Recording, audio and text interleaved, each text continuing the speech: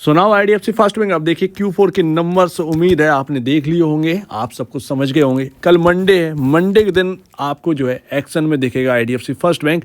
लोग प्रिडिक्ट करने की कोशिश कर रहे हैं। 26 lakh share holder IDFC first bank के कल यहाँ पर जो है नज़र रखेंगे आईडीएफसी फर्स्ट बैंक पर, क्योंकि यहाँ पर अगर आप देखें 10% प्रॉफिटेबिलिटी गिर गई है और यहाँ पर जो प्राइसिंग है उसको प्रिडिक्ट करने की कोशिश कर रहे हैं कि ये 100 रुपये जाने वाला है या फिर 84 भी अब यहाँ पर जो है रहने वाला नहीं है। तो देखिए आईडीएफसी फर्स्ट बैंक पर कई सारे लोग अनुमान अपना जो है वो पेश करे थे, बट अगर आप देखेंगे CNBC TV 18 क्या कह रहा था, एनालिस्ट प्रिडिक्ट कर रहे थे 25.2% का सर्ज NII यानी कि नेट इंटरेस्ट इनकम के अंदर 25.2% का सर्ज हमें देखने को मिलेगा और 8% की डिप हमें देखने को मिलेगी प्रॉफिटेबिलिटी में। उसका बिल्कुल उल्टा हो गया, 10% की प्रॉफिटेबिलिटी में डिप देखने को मिली है और सिर्फ 24% का ही हमें जो जंप है वो नेट इंटरेस्ट इनकम में देखने को मिला है। यानी कि एनालिस्ट के हिसाब से बिल्कुल भी नंबर जो है वो आए नहीं है। अब कुछ एनालिस्ट के हिसाब से नहीं आए होंगे, कुछ ने यहाँ पर जो है अलग पेश किया होगा तो उनके हिसाब से आगे होंगे। मैटर ये नहीं करता कि किन के हिसाब से कैसा आया, बट एक्चुअल में जो हमारी स्टोरी है वो है अर्निंग पर शेयर। मैं अपने पॉइंट को हटाऊंगा नहीं, मैं अपने उन्हीं पैरामीटर्स पर उतारने की कोशिश करूंगा आईडीएफसी फर्स्ट बैंक पर और देखूंगा कि उतर रहा है या नहीं उतर रहा है, बात बन रही है या नहीं बन रही है। तो देखिए मैं पहले ही आपको बता दूं कि ये काफ़ी मिक्स रिजल्ट है। ग्रोथ के नाम पर जो हम उम्मीद कर रहे थे कि अब ग्रोथ आएगी, नहीं आई। ये नंबर से इतने हेल्दी नहीं है कि इसमें 100 रुपये का आंकड़ा छू जाए इसकी वजह से। सिंपल सी बात है, हमें ये समझना है। अब यहाँ पर ऐसे क्या नंबर्स हैं, क्या यहाँ पर डिप देगा ये स्टॉक, क्योंकि अभी अगर आप देखें तो निचले लेवल से सुधरा है। क्या दोबारा हमें उन्हीं लेवल्स के पास जाने को देखने को मिलने वाला है, क्योंकि 100 रुपये अगर नहीं जा रहा है तो यानी कि गिरावट आनी है। अब आनी कितनी है ये भी हमें देखना होगा, तो वही पुरानी कैलकुलेशन हमें दोबारा करनी होगी। यहाँ पर अर्निंग पर शेयर सबसे पहली बात मेरा हमेशा आपसे यही कहना है कि किसी भी स्टॉक का नंबर आते, भले ही आपका, मैं बैंकिंग की बात नहीं कर रहा हूँ, मैं नॉर्मल स्टॉक्स की बात कर रहा हूँ, नेट सेल गिर जाए कोई दिक्कत की बात नहीं, अर्निंग पर शेयर बढ़ रहा है या नहीं बढ़ रहा है, कहानी यहाँ बनती है यहाँ पर। वैसे ही जैसे कि हम बात कर रहे थे कि ग्रोथ यहाँ पर नहीं है, आप नेट इंटरेस्ट इनकम में ग्रोथ ला रहे हैं, आप यहाँ पर इंटरेस्ट अर्न में, क्योंकि मैं ऑलरेडी आपको पहले ही बता चुका था कि ये 31,000 करोड़ का मार्क छू लेंगे और ऑलमोस्ट वही है, 30,500 करोड़ के अराउंड यहाँ पर जो है आपका इंटरेस्ट अर्न पहुँच गया है। 500 करोड़ की कमी रह गई है, तो ऑलमोस्ट हम उसी यहाँ पर जो है नंबर्स पर खड़े हैं। इसमें कोई बड़ी बात नहीं है, हम पहले से ही ये सारी चीज़ें देख चुके थे, वो हमें पहले से पता थी और मार्केट भी कहीं ना कहीं ये जानता था कि इंटरेस्ट अर्न में ये बेहतरीन करने वाले हैं, तो वो यहाँ पर हो गया। बट बात आती है स्टॉक चलेगा कब, जब प्रॉफिटेबिलिटी अर्निंग पर शेयर बढ़ेगा।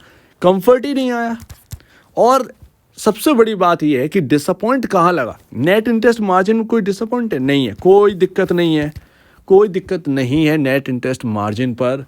यहाँ पर अगर आप देखें NII भी अच्छा खासा ग्रो किया है, वो 25.2% नहीं आया, कोई दिक्कत की बात नहीं है, मुझे उससे कोई प्रॉब्लम नहीं है। मेरी जो प्रॉब्लम है वो सिर्फ यही है कि अर्निंग पर शेयर नहीं बढ़ रहा है, ये सबसे दिक्कत भरी बात है। जो पहले इंक्रीज़ हुआ था यानी कि 50 रुपये से 100 रुपये गया था, जब वो बात थी तो वो बात एक अलग थी, अभी की बात जो है वो अलग है। चौथा क्वार्टर है, ये 4th क्वार्टर है, यहाँ पर जो है अर्निंग पर शेयर में कोई उछाल नहीं देखने को मिला है, कोई ग्रोथ हमें देखने को नहीं मिली है। अर्निंग पर शेयर का मतलब प्रॉफिटेबिलिटी। अब यहाँ पर हम बात करेंगे पिछले इस क्वार्टर से पहले अर्निंग पर शेयर जो था वो कितना था, वो था आपका भैया यहाँ पर 4.48 और अब यहाँ पर ये जो Q4 आया है उसके बाद ये अर्निंग पर शेयर यहाँ पर हो चुका है 4.29 का। ये अंतर है, यानी कि अर्निंग पर शेयर कुल मिलाकर घट गया है और यही तो मैथमेटिक हमें कैलकुलेशन दौड़ानी है। ये छोटे छोटे पॉइंट ही हमें जो है वो आगे बता सकते हैं कि होना क्या है। अर्निंग पर शेयर घट गया है, ये हमारे लिए एक काफ़ी ज़्यादा डिसअपॉइंटमेंट वाली बात है, इसको हमें नकारना नहीं चाहिए। लेकिन ये भी बात यहाँ ध्यान रखना चाहिए कि इस बैंक से अपना हाथ पीछे मत खींचना, ये ध्यान रखना।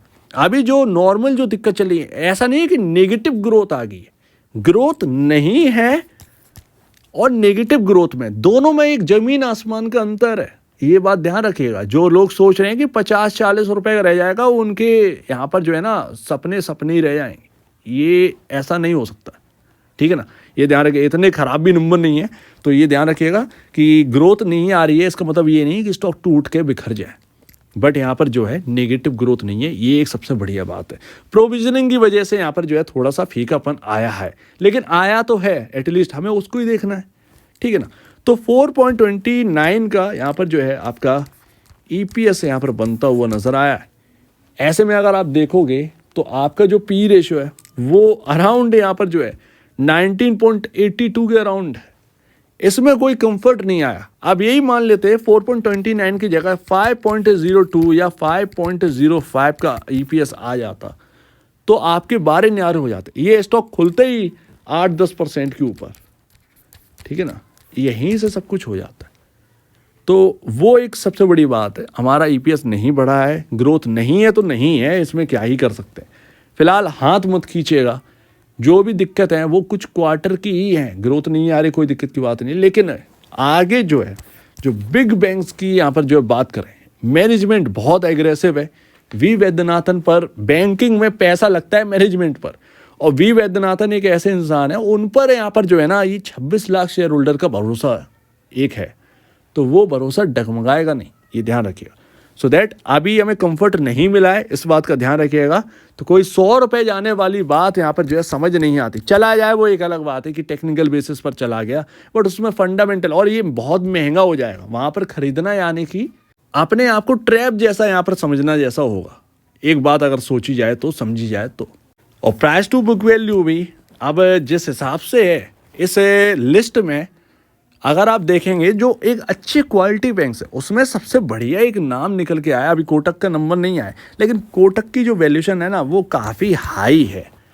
ये ना समझ नहीं आती बात, ये समझ में नहीं आती बात, आप चाहे कुछ भी कर लीजिए, हाँ ब्रांड है बट वैल्यूएशन बहुत है, और ऐसे में इसीलिए तो वो सर्ज नहीं कर पा रहा, वो एक अपसाइड नहीं दे पा रहा है। कोटक महिंद्रा बैंक का स्टॉक है, लोग समझ ही नहीं पा रहे, वो 21 का लेवल नहीं तोड़ पा रहा, वो 2100 का लेवल नहीं तोड़ पा रहा, वो जाएगा कहाँ यार, कहाँ लेकर जाना चाहते हो। तो वो एक सबसे बड़ी बात आ जाती है इस लिस्ट में ना, वो इंडसइंड बैंक बहुत ही एग्रेसिव स्टॉक है, चल नहीं रहा है लेकिन दौड़ेगा बहुत तंगड़े तरीके से, इनसे ज़्यादा बेहतर है HDFC एक्सिस है, इनसे ज़्यादा बेहतर है। और IDFC फर्स्ट बैंक भी कोई छोटा मोटा नहीं, इस बात को भी ध्यान रखिएगा। तो प्राइस टू बुक वैल्यू बिल्कुल एक ठीक है, बट अगर कोई डिप आ जाए, क्योंकि इलेक्शन का टाइम है और मार्केट में खलबली मच रही होगी, ये नंबर्स आपके 10-15 दिन बाद ना ये साइड में दिखाई पड़ेंगे, ये कचरे के डब्बे में डले होंगे, ठीक है ना, ये कचरे के डब्बे में डले होंगे। अभी आप देखेंगे इलेक्शन में जैसे हम जो बिल्कुल नज़दीक आते जाएंगे रिजल्ट के टाइम, आप देखोगे कि स्टॉक्स जो है ना वो अलग ही परफॉर्म करें, और अगर कोई डिप आ भी जाए बाई चांस, तो वो डिप बाय ऑन डिप होगा, एग्रेसिव बाय ऑन डिप होगा IDFC फर्स्ट बैंक के अंदर। और वो बाय ऑन डिप जो एक डिप आएगी ना वो 1-2 दिन के लिए ही आएगी, 8-8, 10-10% का मूव मिल जाए कोई बड़ी बात नहीं है। तो फिलहाल बहुत ही यहाँ पर अगर आप कह सकते हैं तो डिसअपॉइंट किया है अर्निंग पर शेयर की ग्रोथ ने, ग्रोथ है नहीं, जैसे ही पिछले क्वार्टर में था वैसे ही इस क्वार्टर में आया। अब भले ही वो प्रोविजन की वजह से हुआ या जिस कारण बस हुआ हो, बट मेरे जो पैरामीटर्स हैं मैं उन पर ही चलूँ, और वो ये बता रहे हैं कि ग्रोथ भाई साहब आ नहीं रही है, तो हमें हायर साइड जाने में प्रॉब्लम तो होगी, ये तो डेफिनेटली। मंडे यानी कल के दिन देखना होगा कि मार्केट में IDFC फर्स्ट बैंक का स्टॉक कैसा रिएक्ट कर रहा है, बट मैं फिर भी कहूँगा कि इस बैंक से हाथ नहीं खींचना है, नहीं खींचना है और नहीं खींचना है। चुन लीजिए IDFC फर्स्ट बैंक, जो भी जूझना है, ग्रोथ आ रही है नहीं आ रही है, ये आपके साथ होगा, आपका ही स्टॉक है, इसके साथ रहना है, ठीक है। नहीं आ रही है तो उस वक्त टैकल करने की कोशिश करो, आ रही है तो एंजॉय करिए, वो प्राइस देगा, सिंपल सी बात है।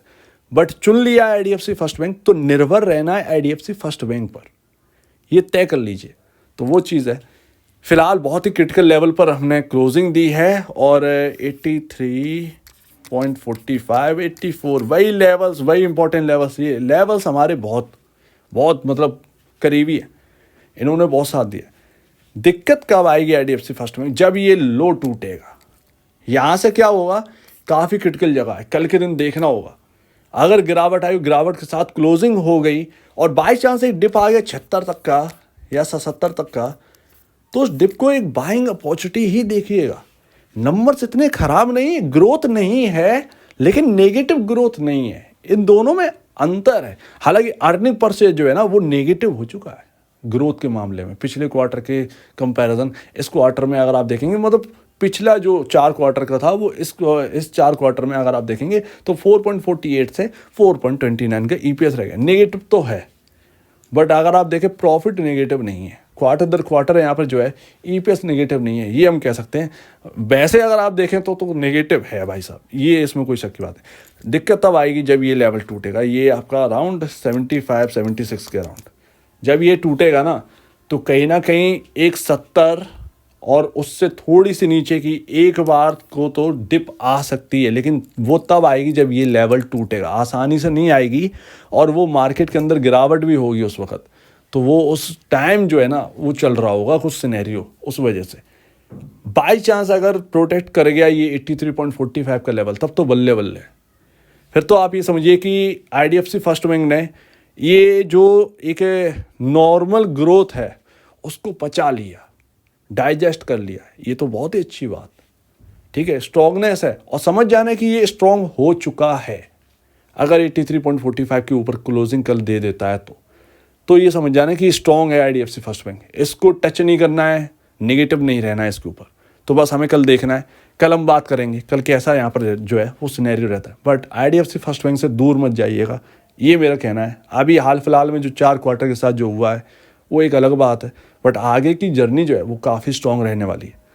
तो आप क्या कह रहे हैं इसके ऊपर कमेंट सेक्शन में, और अब वीडियो देखने के लिए बहुत धन्यवाद दोस्तों।